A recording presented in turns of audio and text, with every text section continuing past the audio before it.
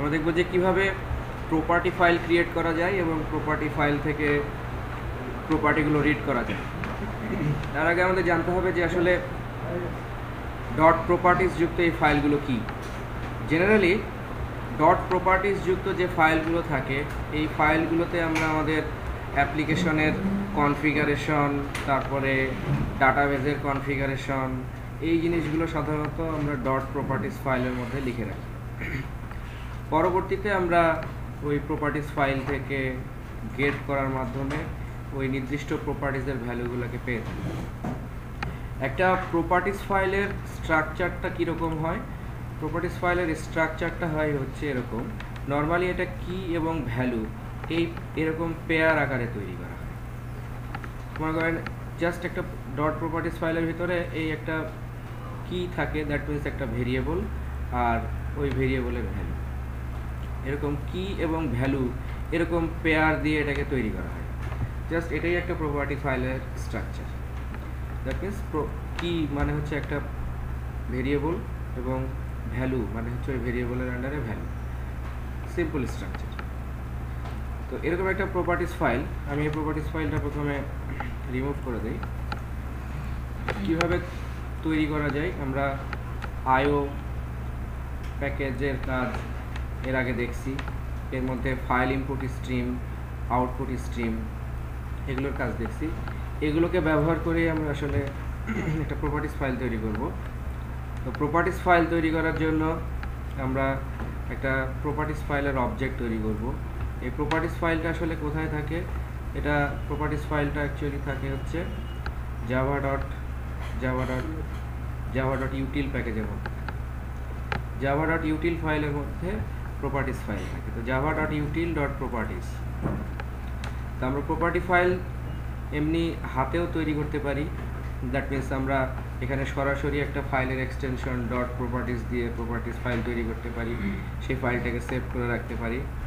অথবা আমরা এখানে দেখছি যে কিভাবে আমাদের অ্যাপ্লিকেশনের মাধ্যমে প্রপার্টিস ফাইল তৈরি করা যায়। তো প্রথমে প্রপার্টিস ফাইল যেটা থাকে হচ্ছে জাভা ডট ইউটিল ডট প্রপার্টিসের মধ্যে এর একটা অবজেক্ট আমরা তৈরি করলাম প্রপ নামে। যেহেতু আমরা এই প্রপার্টিস ফাইলের মধ্যে রাইট করব সেই জন্য আমাদের দরকার হবে আউটপুট স্ট্রিম। তো এখানে আমরা বললাম যে আউটপুট স্ট্রিম ট্রাই ক্যাচ ব্লকের মধ্যে বললাম যে নিউ ফাইল আউটপুট স্ট্রিম। আসলে আউটপুট স্ট্রিমটা হচ্ছে এই যত স্ট্রিম আছে সব সুপার ক্লাস, তাই না? Output stream. আর ইনপুট স্ট্রিমটা হচ্ছে রিড করার জন্য, আর রাইট করার জন্য হচ্ছে আউটপুট স্ট্রিম। তো আমরা একটা ফাইল আউটপুট স্ট্রিম একটা সাব ক্লাসের অবজেক্ট, আউটপুট স্ট্রিম একটা সুপার ক্লাসের অবজেক্টের মধ্যে রাখলাম। এখানে আমরা বললাম যে ফাইলটার নাম কি হবে। তো এখানে যদি আমরা ফাইলের কোনো ডিরেক্টরি না দিয়ে থাকি তাহলে এই ফাইলটা তৈরি হবে একদম আমাদের যে প্রজেক্টটা আছে সেই প্রজেক্টের রুট ফোল্ডারের মধ্যে এই ফাইলটা তৈরি হবে। জেনারেলি প্রজেক্টের রুট ফোল্ডারের মধ্যেই প্রপার্টিস ফাইলগুলোকে রাখা হয়। তো প্রপার্টিস ফাইল তৈরি করার জন্য আমরা প্রথমে এরকম একটা ফাইল আউটপুট স্ট্রিমের অবজেক্ট তৈরি করলাম। এরপরে বললাম যে প্রপার্টিস ফাইলের ভিতরে এই ভ্যালুগুলোকে সেট করার জন্য আমরা এভাবে বলবো properties object dot set property.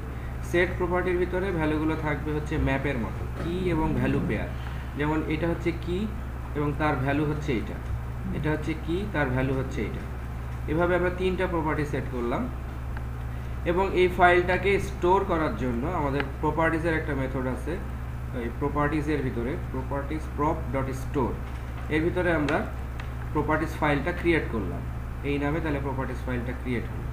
যদি কোনো এক্সেপশন হয় সেগুলোকে হ্যান্ডেল করার জন্য ক্যাচ এবং ফাইনালি এই আউটপুটের অবজেক্টটাকে ফাইল আউটপুট স্ট্রিমের অবজেক্টটাকে ক্লোজ করার জন্য একটা ফাইনালি ব্লক আছে।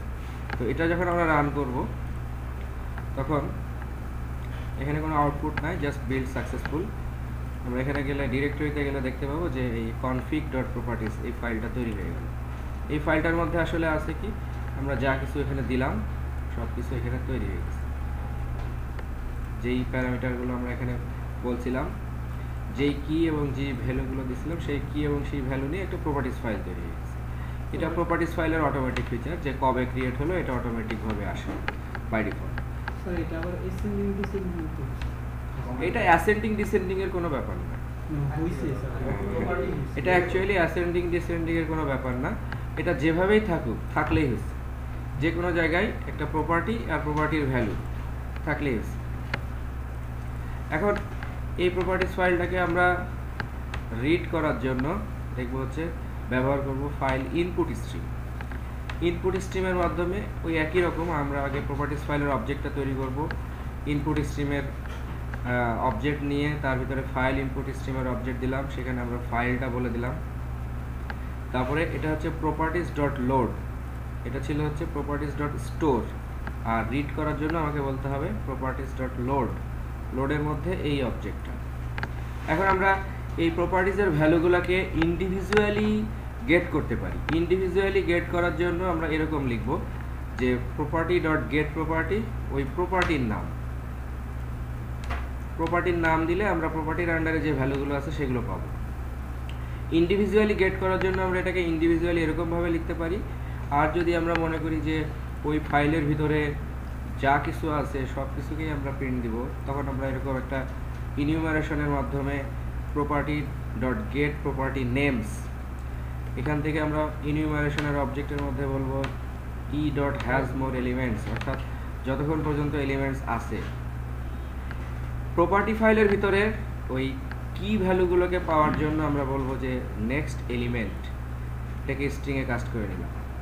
আর প্রপার্টি ডট গেট প্রপার্টি, তার ভিতরে আমরা ওই কিকে দিয়ে দিলে কি এর আন্ডারে যে ভ্যালুটা আছে সেই ভ্যালুটা পেলাম। তো একই সাথে যদি আমরা কি এবং ভ্যালুকে প্রিন্ট দিই তাহলে যা কিছু কি ইকুয়াল টু ভ্যালু এভাবে প্রিন্ট দিতে পারি। এভাবে আমরা লুপ চালাই এটাকে প্রিন্ট দিতে পারি, অথবা আমরা ইন্ডিভিজুয়ালি এটাকে প্রিন্ট দিতে পারি। প্রিন্ট দেওয়াটা আসলে উদ্দেশ্য না, উদ্দেশ্য হচ্ছে যে প্রপার্টি বা কনফিগারেশন ফাইলের ভিতরে কিছু জিনিস কনফিগার করা থাকবে, আমরা সেই কনফিগারেশনগুলোকে অ্যাপ্লিকেশন থেকে রিড করে ব্যবহার করব। ঠিক আছে, তো আমরা এখানে দেখি যে এখন প্রপার্টিস ফাইলটা গেট করছে।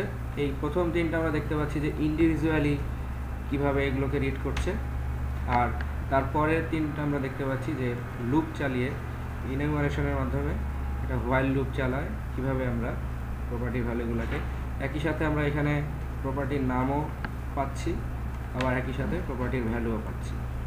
লুপ চালালে আমরা প্রপার্টির নাম এবং ভ্যালু পাচ্ছি। তো এটা আপনাকে মানে প্রপার্টি ফাইল তৈরি করা থাকলে সেটা আমরা আইদার অ্যাপ্লিকেশন দিয়ে তৈরি করি অথবা হাতে তৈরি করি।